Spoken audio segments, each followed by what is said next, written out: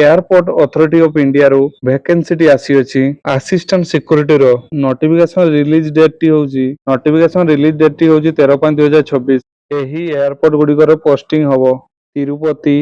त्रिची मदुराई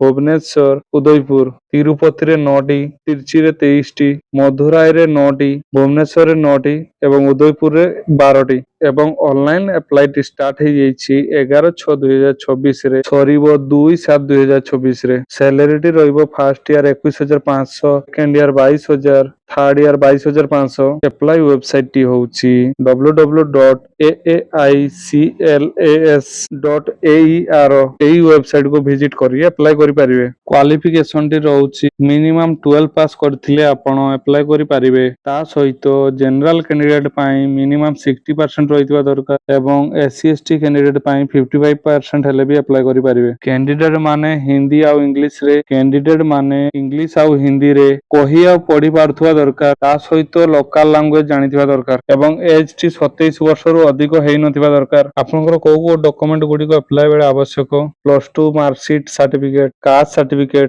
आधार copy passport photo application fee आउ signature टा scan करी अपलोड करिवे एप्लिकेशन फी टी रहउछि जनरल ओबीसी पाई 500 टंका